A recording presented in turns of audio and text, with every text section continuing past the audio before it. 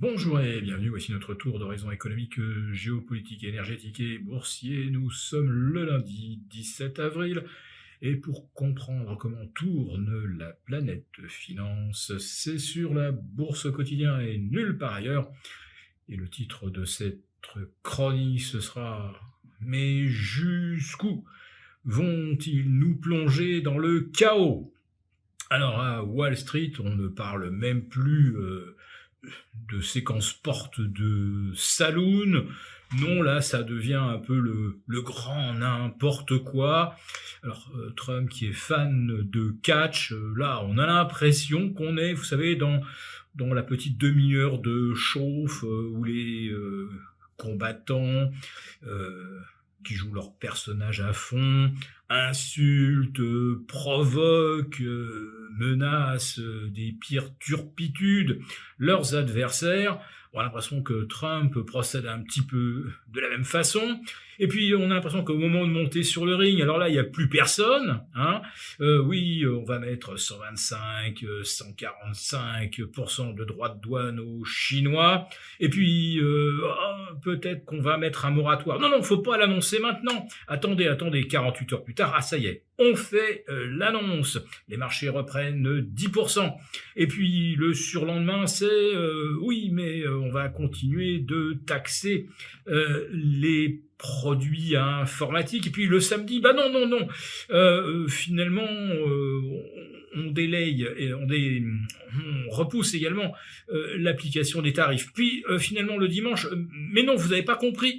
Non, on va maintenir les 20% de droits de douane sur les semi-conducteurs chinois, sur les pièces détachées automobiles. Bref, ça change presque tous les jours.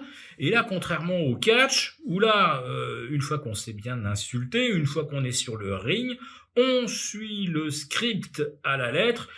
Les figures avec des saltos, c'est dangereux, donc il faut vraiment faire ce qui a été travaillé à l'entraînement, sinon on risque de se blesser. Ah bah là, Trump, lui, il y va en mode yalla, un jour c'est blanc, un jour c'est noir, le jour suivant c'est de l'écossais. On ne sait vraiment plus où se situer. Et le grand enseignement de la semaine dernière, c'est que le dollar, dans ces conditions, ne fait plus office de valeur refuge. Il a chuté de moins 5% en une semaine. Je vous le dis, ça n'est pas arrivé depuis 1998 et le crack LTCM. Les taux d'intérêt, là aussi, on a l'air d'un seul coup de se méfier des T-bonds, qui étaient le refuge naturel lorsque les marchés perdaient leurs repères. Eh bien, 50 à 55 points de hausse sur le rendement du 10 ans, du 30 ans. On n'avait pas vu une semaine comme celle-là depuis 1988 pour le 30 ans, je crois, et même 1981 pour le 10 ans. Oui, 81, c'était le moment où Paul Volcker avait mis les taux à 20% pour terrasser l'inflation, et ça n'avait duré que quelques jours. Là, on ne sait pas du tout où on s'en va. On n'est pas dans une action coup de poing de la Fed. Non, la Fed est au contraire désespérément silencieuse. Mais que peut-elle faire ? Enrayer la baisse du dollar en faisant quoi, en remontant les taux? C'est un crack obligataire et un crack de Wall Street assuré. On essaie de remettre de la liquidité pour rassurer tout le monde.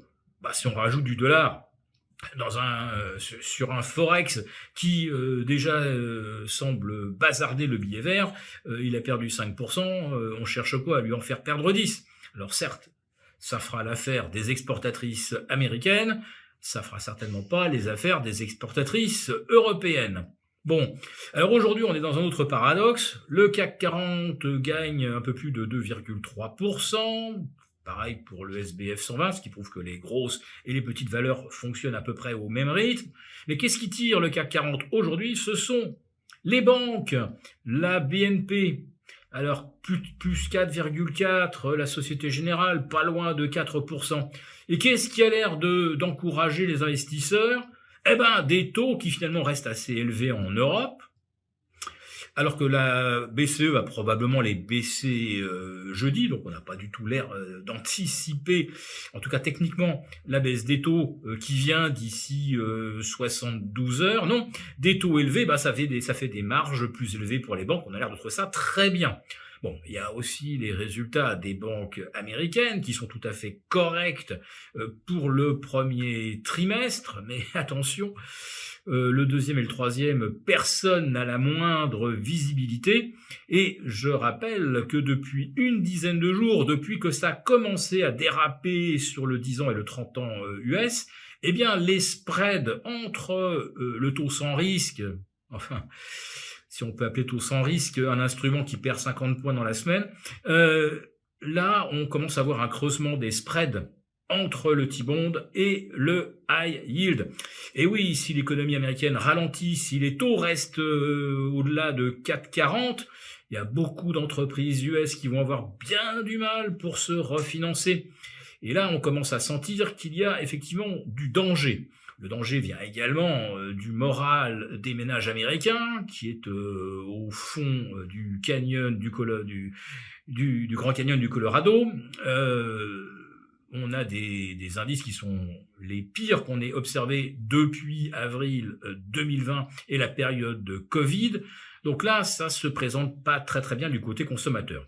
Et puis en France, on va attendre de voir comment vont réagir les consommateurs à cette nouvelle sortie de notre ministre de l'économie, monsieur Lombard, qui annonce qu'il va falloir faire 40 milliards d'économies. Moi j'en suis bien d'accord. Si on commençait par trouver des économies parmi les 1200 agences qui nous coûteraient, semble-t-il, jusqu'à 120 milliards, dont la moitié des agences, on ne sait absolument pas ce qu'elles font. Ah si, elles servent à recaser des copains de l'ex-majorité. Ouais, on pourrait facilement faire 40 milliards d'économies dans les agences, au comité, etc. Non, on va les faire une nouvelle fois sur le dos des chômeurs, en déremboursant les médicaments, en indemnisant moins bien les arrêts maladie, et bien sûr, les retraités, on les prévient, surtout les riches retraités, on s'en va vers une désindexation, voire peut-être la suppression de l'abattement de 10%. Bref, on tape toujours sur ceux qui produisent de la richesse et jamais sur ceux qui bénéficient de prébendes, une forme de corruption moderne à laquelle le gouvernement a donc décidé une nouvelle fois de ne pas s'attaquer. Et puis je termine quand même sur une bonne nouvelle. Moody's ne nous a pas noté vendredi, c'est merveilleux, on n'est pas dégradé, youpi. Ouais, peut-être que s'ils avaient dû nous noter, ils nous auraient retiré de cran, ils ont préféré ne pas le faire. Nous avons conçu à votre attention un rapport spécial que vous obtiendrez gratuitement en cliquant dans le lien en description de cette vidéo. Un rapport spécial qui analyse toutes les conséquences économiques, financières et patrimoniales.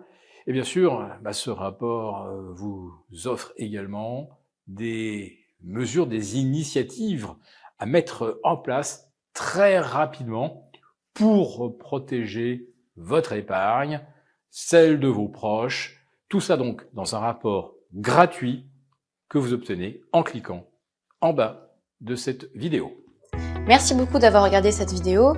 N'hésitez pas à réagir dans les commentaires ou à liker et partager cette vidéo si le contenu vous a plu.